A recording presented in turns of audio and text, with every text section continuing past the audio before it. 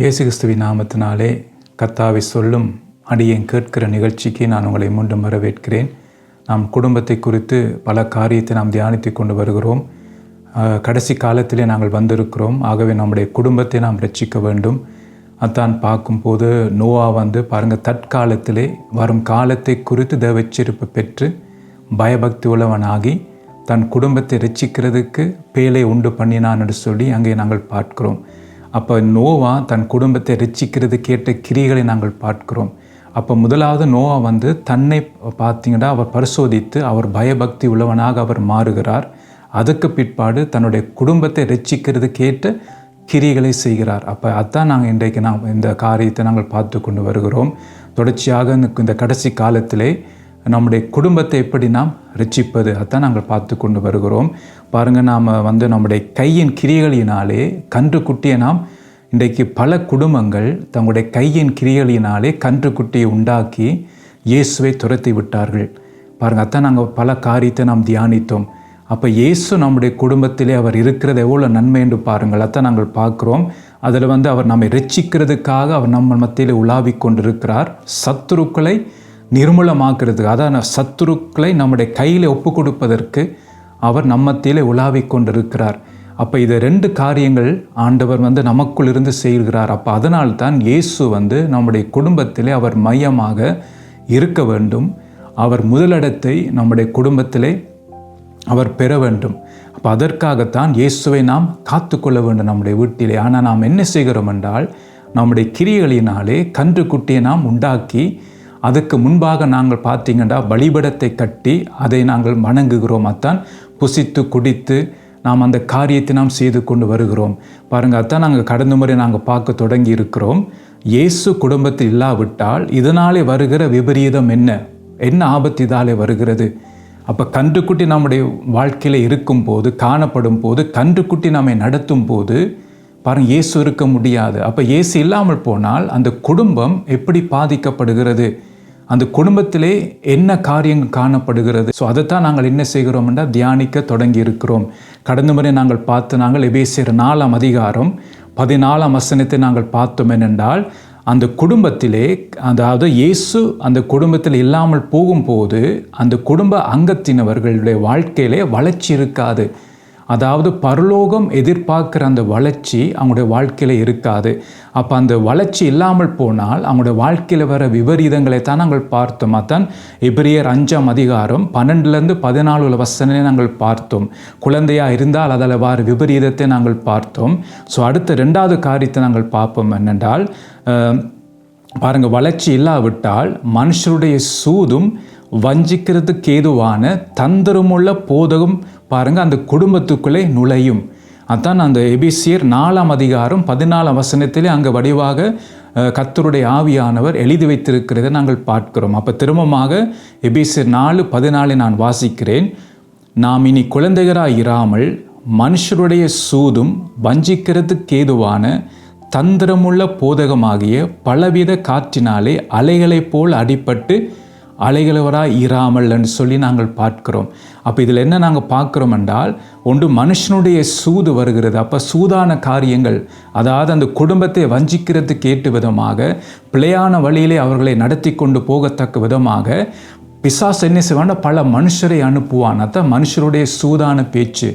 அந்த சூதான பேச்சினாலே பல பேர் விழுந்து கத்தரி விட்டு தூரம் போய் விடுவார்கள்.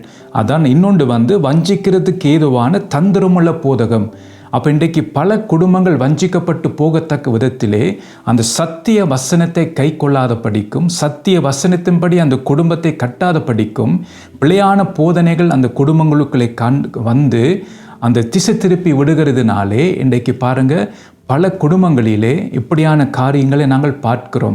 அப்போ இந்த பிழையான அந்த உபதேசம் அதை எப்படி நுழைகிறதுன்னு சொன்னால், அதை நாம் 2 கொரிந்தியர் 11ஆம் அதிகாரம் 3ஆம் வசனத்தை வாசிக்கும் போது அங்கே நாங்கள் கற்றுக்கொள்ளக்கூடிய விதமாக இருக்கிறது. அதை நான் வாசிக்கிறேன்.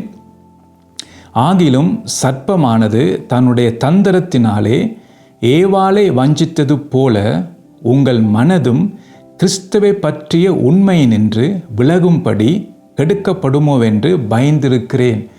பாருங்கள், அப்போ இதில் நாங்கள் பார்க்கும்போது நம்முடைய மனது கிறிஸ்துவை பற்றி உண்மை என்று விலகத்தக்க விதத்திலே இந்த பிழையான போதனைகள், பிழையான உபதேசங்கள், மனுஷனுடைய சூதான வார்த்தைகள் இன்றைக்கு குடும்பத்துக்குள் நுழைந்து வருகிறது. அப்போ பிசாசு என்ன செய்வான் என்றால், பிழையான மனிதர்களை அனுப்பி பிழையான உபதேசங்களை, பிழையான காரியங்களை விதைத்து விடுகிறதுனாலே அந்த குடும்பம், இதுவரைக்கும் கிறிஸ்துவை பற்றி கொண்டிருந்த குடும்பம், பாருங்கள், இப்படியான உபதேசங்கள், பிழையான காரியங்கள் அந்த குடும்பத்துக்குள் நுழைந்து வருவதினாலே அவர்கள் அந்த வார்த்தைக்கு செவி கொடுத்து உண்மையான அந்த வார்த்தையை விட்டு விலகி போகிறார்கள். அப்போ இன்றைக்கு தான் நாங்கள் பார்க்குறோம், அந்த பிசாசு எப்படி நுழைந்து பாருங்க, தான் ஏவாளை வஞ்சித்தது போல. அப்போ அந்த ஏவாள் வஞ்சிக்கப்பட்டபடியினாலே பாருங்கள், அங்கே ஆதி குடும்பத்தில் ஒரு பாதிப்பு வந்தது. அதாவது பார்க்கும்போது என்ன நாங்கள் பாதிப்புன்னு சொன்னால், அவர்கள் தேவனுக்கும் அவர்களுக்கும் இருந்த அந்த உறவு துண்டிக்கப்பட்டு போய்விட்டது. ஏனென்றால் ஒவ்வொரு நாளும் பகலின் குளிர்ச்சியான வேளையிலே ஆதாமையும் ஏவாளையும் சந்திக்க தேவன் பரலோகத்திலிருந்து இறங்கி வந்தார். அப்போ பார்த்தீங்கன்னா அவர்கள் தேவனுடைய மகிமையை நேரடியாக பார்த்தவர்கள், தேவனை நேரடியாக பார்த்தார்கள் பாருங்க. ஆனால் இப்போ அந்த பாவம் வந்ததினாலே, அந்த பிழையான உபதேசத்துக்கு அவங்க செவி கொடுத்ததினாலே கர்த்தருக்கும் அவர்களுக்கும் இருக்கிற அந்த உறவு துண்டிக்கப்பட்டு போய்விட்டது. இன்றைக்கு அதான் பல குடும்பங்களிலே கர்த்தருக்கும் அந்த குடும்பத்துக்கும், குடும்ப அங்கத்தினவர்களுக்கும் எந்த உறவும் இல்லாதபடி இருக்கிறது. ஞாயிற்றுக்கிழமை போய் வருகிறார்கள் தான், ஆனால் அந்த உறவு அவர்களுக்கு இல்லாமல் இருக்கிறது. அதான் பாருங்கள், அதுக்கு என்ன காரணம் என்றால், சத்துரு பிழையான உபதேசங்களை குடும்பத்துக்குள்ளே கொண்டு வந்து பிழையான காரியங்களை விதைத்தபடியினாலே அது முளைத்து எழும்பி கர்த்தரை விட்டு தூரப்படுத்துகிறது.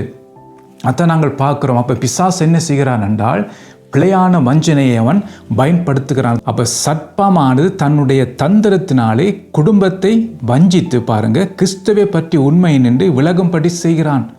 அதான் சத்துருடைய வஞ்சனை.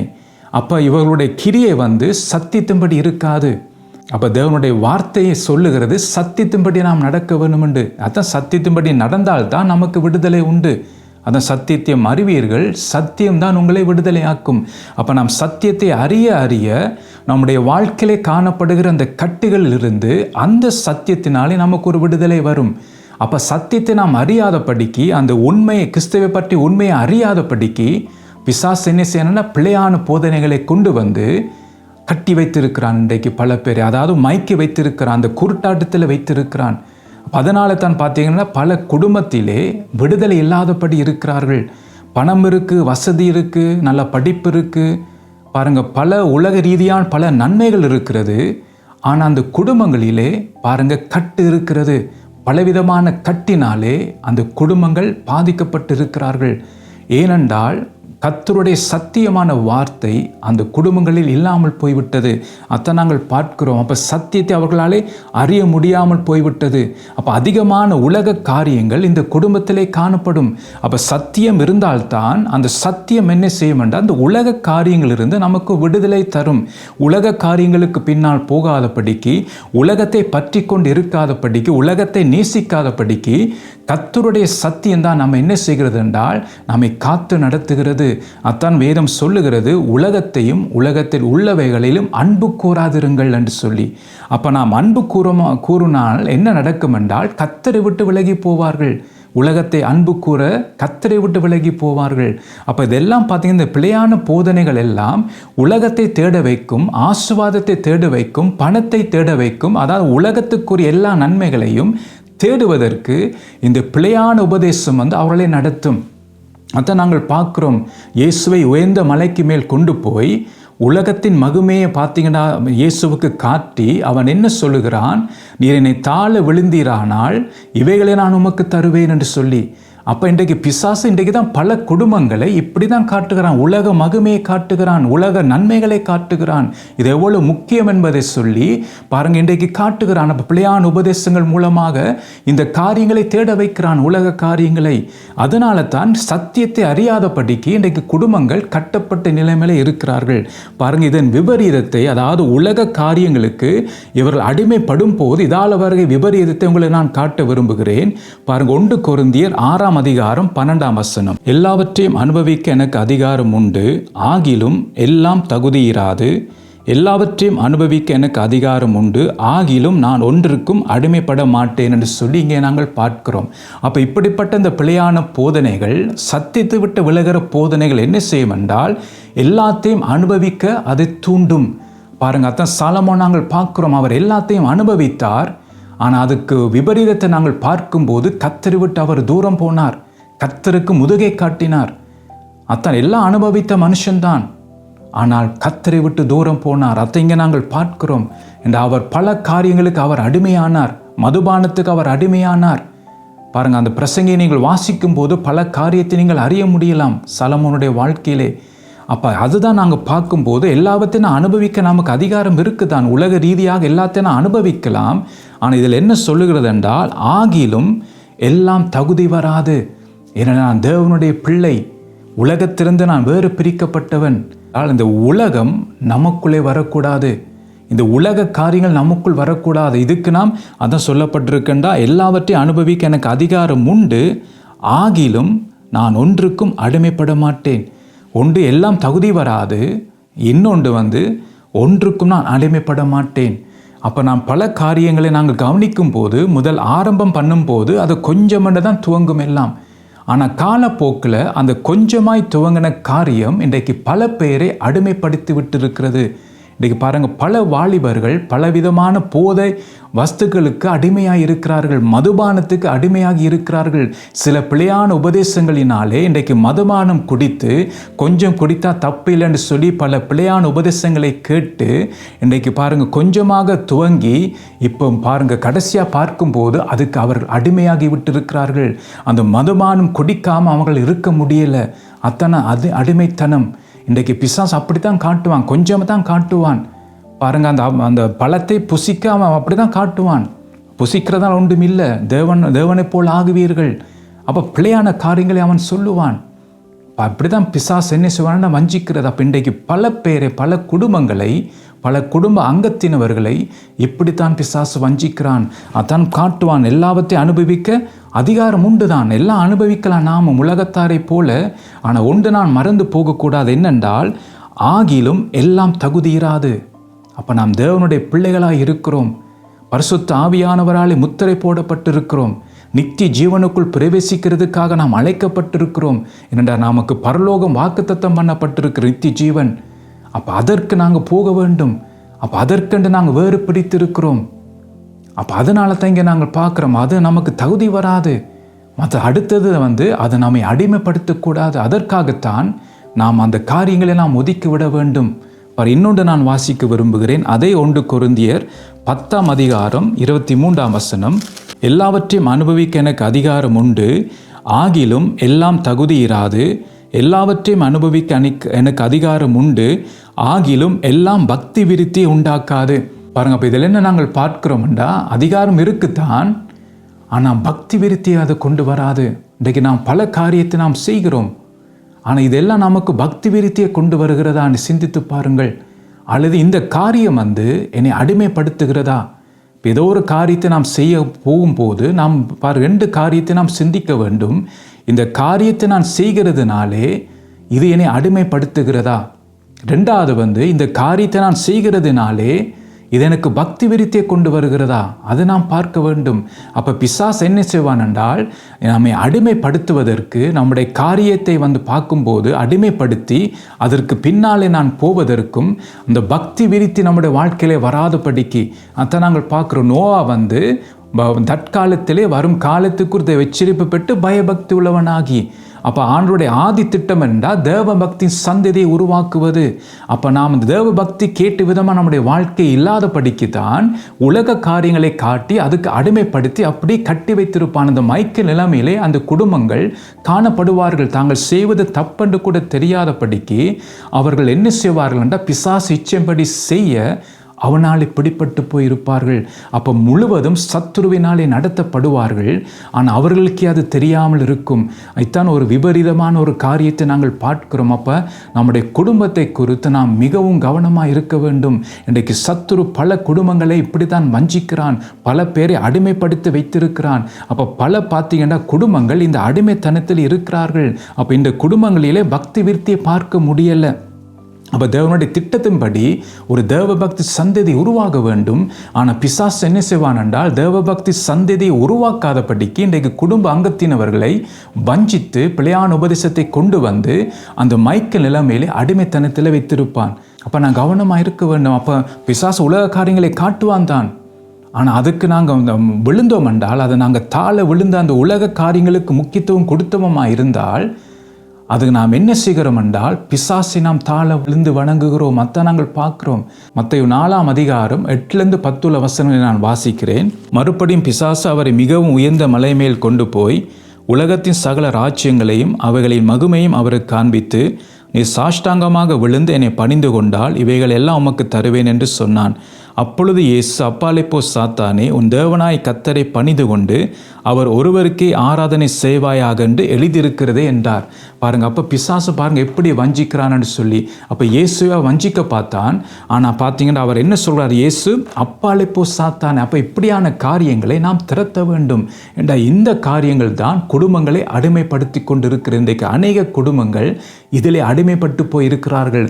அப்போ தேவன் ஒருவருக்கே ஆராதனை செய்வதற்கு பதிலாக இன்றைக்கு உலக காரியங்களை பிடித்து கொண்டு பணம், படிப்பு, பெயர், புகழ் என்று அதுக்கு முதலிடத்தை கொடுத்து அதை வணங்குகிறார்கள். அப்போ அதை வணங்கும் போது அதை யாரே வணங்குகிறார்கள் என்றால் சாத்தானை வணங்குகிறார்கள். அதான் சாத்தான் என்ன சொல்லுகிறான்? நீ சாஷ்டாங்கமாக விழுந்து என்னை பணிந்து கொண்டால் இவை எல்லாம் உமக்கு தருவேன் என்று சொன்னான் என்று சொல்லி நாங்கள் பார்க்கிறோம். பாருங்க, பிரபலமான நடிகைகள் பாருங்க, பிரபலமான பாட்டுக்காரரை பார்க்கும்போது அவர்கள் பாருங்க அந்த அவங்களுடைய வாழ்க்கையில நல்ல நிலைமைக்கு வந்திருக்கிறார்கள். பணம், வசதி என்று சொல்லி பல காரியத்தில் அவர் முன்னேறி இருக்கிறார்கள். அதுக்கு காரணம் என்னென்றால், அவர்கள் சாத்தானை வணங்குகிறபடியினால், சாத்தானுக்கு அந்த இடத்தை கொடுத்தபடியால் தான் சாத்தான் என்ன செய்திருக்கிறான் என்றால், அவர்கள் பண ரீதியாக அவர்களை உயர்த்தி வைத்திருக்கிறான். அப்போ நாம் இதில் கவனமாக இருக்க வேண்டும். அப்போ நானும் நீங்களும் நம்முடைய குடும்பம் தேவன் ஒருவருக்கே ஆராதனை செய்ய நாம் அழைக்கப்பட்டிருக்கிறோம். அப்போ இன்றைய குடும்பமாக யாரை நாம் பணிந்து கொள்கிறோம்? இன்றைக்கு நம்முடைய குடும்பங்களில் பல தேவைகள் இருக்கிறது தான். பாருங்க, ஒரு வசனத்தை நான் வாசிக்க விரும்புகிறேன். 2 பேதுரு 1ஆம் அதிகாரம் 3ஆம் வசனம். தம்முடைய மகிமையினாலும் காருண்யத்தினாலும் நம்மை அழைத்தவரை அறிகிற அறிவினாலே ஜீவனுக்கும் தேவபக்திக்கும் வேண்டிய யாவற்றையும் அவருடைய திவ்ய வல்லமையானது நமக்கு தந்தருளும் அன்றி என்று சொல்லி இங்கே நாங்கள் பார்க்கிறோம். அப்போ தேவன் பார்த்தீங்கன்னா கணவன் மனைவியாக இணைத்து பிள்ளைகளை தந்து குடும்பமாக நம்மை அழைத்திருக்கிறார். அப்போ கர்த்தர் என்ன பாருங்க, அழைத்த தேவன் பாருங்க எப்படி நம்மை அழைத்தாராம். மற்ற சொல்லப்படுகிறது, முதலாவது அவருடைய மகிமையினாலே நம்மை அழைத்தார். 2வது அவருடைய காருண்யத்தினால். அப்போ இன்னொரு மொழிபெயர்க்கும் சொல்லுது, கருணையினாலே நம்மை அழைத்தார் என்று சொல்லி. அப்போ இப்படி அழைத்த தேவன் அதான் அதுக்கு அங்கால சொல்லுகிறது, ஜீவனுக்கும் தேவ பக்திக்கும் வேண்டிய யாவற்றையும் அவருடைய திவ்ய வல்லமையானது நமக்கு தந்தருளும் அன்றி. அப்போ அழைத்தவர் ஒரு மனுஷன் அல்ல, அழைத்தவர் நம்முடைய தேவன். உலக தோற்றத்துக்கு முன்னே நம்மை முன்குறித்து அவர் தமக்கென்று நம்மை பிரித்தெடுத்தார். அப்போ பார்த்தீங்க, நம்மை குடும்பமாக கர்த்தர் நம்மை அழைத்திருக்கிறார், நமக்கு பிள்ளைகளை தந்திருக்கிறார். அப்போ அழைத்த தேவன் பார்த்தீங்கன்னா அவர் மகிமையினாலும் காருண்யத்தால் நம்மை அழைத்த தேவன். அப்போ அவர் இந்த உலக வாழ்க்கைக்கும் ஆவிக்குரிய வாழ்க்கைக்கும் நமக்கு என்ன தேவை என்பதை அவர் அறிந்திருக்கிறார். அப்போ அந்த உலக வாழ்க்கை கேட்ட எல்லா காரியத்தையும் அவர் ஆயத்தப்படுத்தி விட்டார். அதை நாங்கள் பார்க்கிறோம். ஜீவனுக்கும் தேவ பக்திக்கு வேண்டியது யாவற்றையும் அவருடைய திவ்ய வல்லமையானது நமக்கு தந்திரலும் அன்றி. அப்போ அவர் தந்து விட்டார், இனிதான் தரப்போகிறார் என்று இங்கே வேதம் சொல்லவில்லை. தந்திருள்ளது மண்டி என்று சொல்லப்படுகிறது. அப்போ தந்து விட்டார். அப்போ கர்த்தர் எல்லாவற்றையும் நமக்கு தந்து விட்டார். உலக வாழ்க்கைக்கும் ஆவிக்குரிய வாழ்க்கைக்கும் தேவையானது எல்லாம் நமக்கு தந்து விட்டார். அப்போ என்னுடைய கேள்வி என்னென்றால், ஏன் இன்னும் உலகத்துக்கு பின்னால் ஓடிக்கொண்டிருக்கிறோம்? அதுக்கு என்ன காரணமே? நாம் உலகத்துக்கு பின்னால் ஓடிக்கொண்டிருக்கிறோம். உலக காரியங்கள், பணம், படிப்பு, பெயர், புகழ் என்று சொல்லி ஏன் அதுக்கு பின்னால் இன்னும் ஓடிக்கொண்டிருக்கிறோம்? அத்தன் இங்கே வேதம் சொல்லுகிறது, நாம் நம்மை அழைத்தவரை அறிகிற அறிவினாலே. அப்போ என்ன நாங்கள் பார்க்கிறோம் என்றால், நம்முடைய அழைத்தவரை நாம் இன்னும் சரியான விதத்தில் அறியவில்லை. அத்தை நாங்கள் பார்க்கிறோம். சரியான விதத்தில் அறியாதபடியால் தான் நாம் உலகத்துக்கு பின்னால் ஓடிக்கொண்டிருக்கிறோம். அப்போ பணம் நம்மை பாதுகாக்கும், படிப்பு நமக்கு உதவி செய்யும் என்று சொல்லி உலக நன்மைகளுக்கு பின்னால் ஓடிக்கொண்டிருக்கிறது. காரணம் என்றால், உலக நன்மைகளை அறிந்து வைத்திருக்கிறோம், படிப்பின் நன்மையை அறிந்து வைத்திருக்கிறோம், பணத்தினாலே வருகிற நன்மையை நாம் அறிந்து வைத்திருக்கிறோம். ஆனால் தேவனை, நம்மை அழைத்த தேவனை அறிகிற அறிவு இன்றைக்கு பல பேருக்கு இல்லாதபடியால் தான் நாம் உலகத்துக்கு பின்னால் ஓடிக்கொண்டிருக்கிறோம். பாருங்கள், அத்தான் பார்த்தீங்கன்னா உலக அறிவு தான் இன்றைய குடும்பங்களில் முதலிடத்தை பெறுகிறது. பாருங்கள், அந்த உலக அறிவை குறித்து நான் உங்களுக்கு காட்ட விரும்புகிறேன். யாக்கோப்பு 3ஆம் அதிகாரம் 14-15 வசனங்கள். உங்கள் இருதயத்திலே கசப்பான வைராக்கியத்தையும் விரோதத்தையும் வைத்தீர்களானால் நீங்கள் பெருமை பாராட்டுதிருங்கள், சத்தியத்துக்கு விரோதமாய் பொய் சொல்லாமலும் இருங்கள். இப்படிப்பட்ட ஞானம் பரத்திலிருந்து இறங்கி வருகிற ஞானமாயிராமல் லௌவீக சம்பந்தமானதும் ஜென்ம சுவாபனத்துக்குரியதும் பேய்த்தனத்துக்கு அடுத்ததுமாய் இருக்கிறது என்று சொல்லி இங்கே நாங்கள் பார்க்கிறோம். அப்போ இந்த உலக ஞானம் ஒரு மனுஷனை என்ன செய்கிறதுண்டா, ஒரு பக்கம் ஞானம் இருக்கும் தான் பாருங்கள், பணம் சம்பாதிக்கிறதுக்கு, உலக ரீதியாக பல நன்மைகளை பெறுவதற்கு, வாழ்க்கையை முன்னேறுவதற்கு ஞானம் பார்த்திங்கன்னா உலகத்திலே ஞானம் இருக்குது. உலக ஞானம் உள்ளவர்கள் பல காரியத்தை சாதிக்கிறார்கள் தான். ஆனால் இன்னொரு பக்கம் நாங்கள் பார்க்க வேண்டும். உலக ஞானத்தில் இன்னொரு பக்கத்தை நாம் கவனிக்க வேண்டும். அது வேதம் நமக்கு சொல்லுகிறது. அது எப்படியான காரியம் என்று சொல்லி, முதலாவது கசப்பான வைராக்கியம் இருக்கும். இன்றைக்கு பாருங்கள், படித்தவர்களை, உலக ஞானம் உள்ளவர்களை பார்க்கும்போது பலரை சாதித்தவர்கள் தான். ஆனால் சில பேருக்கு பார்த்திங்கன்னா அந்த கசப்பான வைராக்கியம் இருக்கிறது, கசப்பு. ரெண்டாவது விரோதம் இருக்கிறது, மற்றவர்களை பார்க்கும்போது ஒரு விரோதம் வருகிறது. அடுத்து மூன்றாவது பார்த்திங்கன்னா பெருமை. இன்றைக்கு பல பேரை நாங்கள் பார்க்கலாம். இந்த காரியங்கள், அதான் உலக ஞானம் உள்ளவர்கள், இந்த காரியம் அவங்களுடைய வாழ்க்கையில் இருக்கிறது, பெருமை இருக்கிறது. அடுத்தது சத்தியத்துக்கு விரோதமாய் பொய் சொல்லுதல் இருக்கிறது. இன்றைக்கு கிறிஸ்தவர்கள் மத்தியிலே, படித்த கிறிஸ்தவர்கள் மத்தியிலே பாருங்கள், சத்தியத்துக்கு விரோதமாய் பொய் சொல்லுவது. அப்படின்னா சத்தியத்தின்படி இல்லாதபடிக்கு அதுக்கு எதிராக செயல்படுகிறவர்கள், அதுக்கு எதிராக காரியத்தை செய்கிறவர்கள், பாருங்கள், பொய் சொல்லுகிறவர்கள். அத்தங்க நாங்கள் பார்க்கிறோம். அப்போ இவருடைய வாழ்க்கை சத்தியத்தைப்படி இருக்காது. அப்போ இந்த குடும்பத்திலே பாருங்கள், படித்தவர்கள், பட்டம் பெற்றவர்கள் இருக்கலாம் தான். ஆனால் அதிகமான மாம்ச காரியங்களும் இந்த வீட்டிலே காணப்படும். அதான் நாங்கள் பார்க்குறோம். 4 காரியங்கள்: கசப்பான வைராக்கியம், விரோதம், பாருங்கள், பெருமை, சத்தியத்துக்கு விரோதமான பொய் சொல்லுதல், இதெல்லாம் காணப்படும். அதான் பாருங்கள், யாக்கோப்பு 3:15 நாங்கள் பார்க்குறோம். இப்படிப்பட்ட ஞானம் பரத்திலிருந்து இறங்கி வருகிறத ஞானமாக இராமல். அப்போ இதெல்லாம் பரலோகத்திலிருந்து வருகிற ஞானம் அல்ல. இது என்னவா, லௌவீக சம்பந்தமானதும் ஜென்ம சுபாவத்துக்குரியதும் பேய்த்தனத்துக்குமா இருக்கிறது.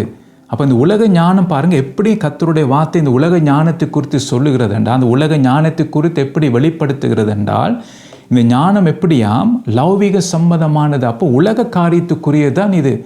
அப்போ இந்த உலக ஞானத்தை வைத்து நாம் தேவனை அறிய முடியாது. இன்றைக்கு அநேகர் பார்த்தீங்கன்னா உலக ஞானத்தை வைத்து தேவனை அறிந்திருக்கிறார்கள். ஆனால் அது அவர்களுக்கு விடுதலை தர இல்லை. அப்போ வேதத்தின்படி சத்தியத்தை அறிந்தால்தான் அந்த சத்தியத்தின் மூலமாகத்தான் விடுதலை வரும். அப்போ இன்றைக்கு உலக ஞானத்தை கொண்டு நாம் தேவனை அறிய முடியாது. அப்போ அந்த வேத ஞானம் இருக்கும். பல பேருக்கு வேதத்தை குறித்த ஞானங்கள் இருக்கும். பாருங்கள், அந்த கால குறிப்புகள் அதெல்லாம் அறிந்து வைத்திருப்பார்கள். எந்த ஆண்டில் என்ன ராஜா ஆண்டார்கள், ஸோ அதெல்லாம் அறிந்து வைத்திருப்பார்கள். ஆனால் வாழ்க்கையில் விடுதலை இருக்காது. ஏனென்றால் வேதத்தின்படி நாம் சத்தியத்தை நாம் அறிந்தால்தான் அந்த சத்தியம்தான் நமக்கு விடுதலை தரும். அப்போ நாம் வேத அறிவு நமக்கு விடுதலை தராது, சத்தியத்தை நாம் அறிய வேண்டும். அப்போ பரிசுத்த ஆவியானவர் நமக்கு வெளிப்படுத்துவதன் மூலமாக நாம் சத்தியத்தை அறிய வேண்டும். அதான் பேதுருவை பார்த்து இயேசு சொல்லுகிறார், மாம்சம் இரத்தம் இது உனக்கு வெளிப்படுத்தவில்லை, பரலோகத்துக்கிற பிதா தான் இது உனக்கு வெளிப்படுத்தினார். அப்போ அந்த வெளிப்பாடு தான் நமக்கு ஒரு விடுதலையை தரும். அதான் நாங்கள் பார்க்குறோம். அப்போ இதில் நாங்கள் பார்க்கும்போது 3 காரியங்கள் தான் உலக ஞானத்தை தருகிறது. அதான் லௌவீக சம்மதமானது, உலக காரியத்துக்குரியது தான் இந்த உலக ஞானம். ஜென்ம சுவாபம் என்று பாருங்கள், ஆதாமின் சாயல் உடையது. ஆதாமின் காரியங்கள் இருக்கும். ஆதாமுடைய பாருங்கள் எல்லா காரியங்களும் இருக்கும். குற்றம் சொல்வது பாருங்கள், கல காரியங்களும் மாம்ச காரியங்கள் எல்லாம் அந்த காரியம் காணப்படும். அதான் நாங்கள் பார்க்க உலக ஞானம் இருந்தாலும் கூட வாழ்க்கையில் விடுதலை இருக்காது. பல மாம்ச காரியத்தினாலே கட்டப்பட்டு இருப்பார்கள் இந்த உலக ஞானமுடையவர்கள். அடுத்தது பெய்த்தனத்துக்குரியது. அதென்று பார்த்தீங்கன்னா கர்த்தருடைய வார்த்தை மீறி நடப்பார்கள். இன்றைக்கி பாருங்கள், எவ்வளோ படித்தவர்கள் விக்கிரங்களுக்கு முன்பாக விழுந்து கிடக்கிறார்கள் பாருங்கள். அப்போ அதான் நாங்கள் பார்க்கிறோம். அப்போ அதெல்லாம் படிப்பு இருந்தாலும் கூட இந்த 3 காரியத்தை நாங்கள் பார்க்கக்கூடிய விதமாக இருக்கிறது. அப்போ இப்படி இருக்கிறபடியால் தான் அழைத்தவரை அறிகிற அறிவு இப்படிப்பட்டவர்களுக்கு இருக்காது. அதை நாங்கள் பார்க்கிறோம். அப்போ அந்த அறிவு இருந்தால்தான் உலகத்துக்கு பின்னால் நாம் ஓட மாட்டோம். கர்த்தரை நாம் பிடித்து கொண்டிருப்போம். அதான் பார்க்குறோம். அப்போ இந்த செயல்தான் அதிகமாக உலகத்தை தேட வைக்கிறது. என தேவனை சரியான விதத்தில் அறியாதபடியினாலே நாம் உலக ஞானத்தை வைத்து நாம் நம்முடைய வாழ்க்கையில முன்னேறுவதற்காக நாம் செயல்படுவோம். அதுதான் இப்படிப்பட்டவர் உலகத்தை தேடுவார்கள். அப்போ ஜீவனுக்கும் தேவபக்திக்கும் வேண்டிய அறிய மாட்டார்கள். அதான் நாங்கள் பார்க்குறோம். அதில் பாருங்கள், இந்த நிலைமை எப்படி குடும்பங்களை கெடுக்கிறது அதான் நாங்கள் பார்க்க போகிறோம். பாருங்கள், இது என்னன்னு பார்த்தீங்கன்னா, இப்படிப்பட்டவர்கள் இந்த உலக ஞானத்தை உடையவர்கள், உலக ஞானத்துக்கு முக்கியம் கொடுக்கிறவர்கள், அவர்கள் பணத்துக்கும் படிப்புக்கும் முக்கியத்துவம் கொடுப்பார்கள் அவர்கள். அப்போ கொடுக்கும்போது அதால் வர விபரீதம் என்னென்றால், மத்தேயு 13ஆம் அதிகாரம் 24-25 வசனங்களை நான் வாசிக்கிறேன். வேறொரு உவமையை அவர்களுக்கு சொன்னார். பரலோக ராஜ்யம் தன் நிலத்தில் நல்ல விதையை விதைத்த மனுஷனுக்கு ஒப்பாயிருக்கிறது. மனுஷர் நித்திரை பண்ணுகையில் அவனுடைய சத்துரு கோதுமைக்குள் களைகளை விதைத்து விட்டு போனான் என்று சொல்லி இங்கே நாங்கள் பார்க்கிறோம். ஸோ இது நமக்கு தெரிஞ்ச உவமையாய்த்தான் இருக்கிறது இது. ஆனால் இதில் பார்த்தீங்கன்னா ரகசியங்களே ஆவியானவர் வைத்திருக்கிறார். நாம் ரட்சிக்கப்பட்டிருக்கிறோம் என்றால் எதற்கென்றால் பரலோராஜ்யம் போக வேண்டும் என்று, அவரோடு நாம் என்றென்றும் இருக்க வேண்டும் என்பதற்காகத்தான் நாம் ரட்சிக்கப்பட்டிருக்கிறோம். அதான் பாருங்கள், பிலிப்பியர் 3ஆம் அதிகாரம் 20ஆம் வசனம் வடிவாக சொல்லுகிறது. அந்த வித்தியாசத்தை அதை நான் வாசிக்கிறேன். நம்முடைய குடியிருப்போ பரலோகத்தில் இருக்கிறது, அங்கே இருந்து கர்த்தராகிய இயேசு கிறிஸ்து என்னும் இரட்சகர் வர எதிர்பார்த்து கொண்டு இருக்கிறோம் என்று சொல்லி இங்கே வேதம் நமக்கு சொல்லுகிறது. அப்போ நம்முடைய குடியிருப்பு இங்கே பூமிக்குரிய காரியங்கள் இல்லை. நம் குடியிருப்பு பரலோகத்துக்கு நாம் அங்கே இருக்க வேண்டியவர்கள். அப்போ அதுதான் நம்முடைய குடியிருப்பு. அதுக்காகத்தான் சொல்லுகிறது என்று, அங்கே இருந்து, அதாவது பரலோகத்திலிருந்து கர்த்தராகிய இயேசு கிறிஸ்து என்னும் இரட்சகர் வர எதிர்பார்த்து கொண்டிருக்கிறோம். அதான் அந்த மீட்கப்படும் நாளுக்கென்று எதிர்பார்த்து கொண்டிருக்கிறோம். பாருங்க, கர்த்தர் அவரோடு கூட நாம் என்றென்றைக்கும் இருக்கும்படியாக நம்மை கூட்டிக் கொண்டு போக வரப்போகிறார். அப்போ அந்த நாளைத்தான் நாம் எதிர்பார்த்து கொண்டு இருக்கிறோம். அப்போ நாம் உலகத்தை நாம் நாடி உலகத்துக்கு பின்னால் போனால் பாருங்கள், அந்த நாளை நாம் இழந்து விடுவோம். அதை நாம் எதிர்பார்த்து கொண்டு இருக்க மாட்டோம். நாம் என்ன செய்வோம் என்றால் பூமிக்குரியவர்களை நாம் தேடிக்கொண்டிருப்போம். மேலானவர்களை நாடாமல் பூமிக்குரியவர்களை நாம் தேடிக்கொண்டிருப்போம். ஏன்னா அந்த உலக காரியங்கள் பூமிக்குரியவைகளை பார்க்கவும் தேடவும் நாடவும் தான் அந்த காரியங்கள் நம்மை நம்முடைய குடியிருப்பு பரலோகமாக இருக்கிறபடியினால் அங்கே நாம் எப்படியாவது போக வேண்டும், இயேசுவோடு கூட நாம் என்றென்றைக்கும் இருக்க வேண்டும் என்று சொல்லி தான் நாம் ரட்சிக்கப்பட்ட அந்த ஆரம்பத்திலே அந்த வாஞ்சையும் அந்த தாகமும் தான் கர்த்தரை தேட வைத்தது. கர்த்தருடைய வார்த்தை மீது வாஞ்சையும் தாகத்தையும் தந்தது.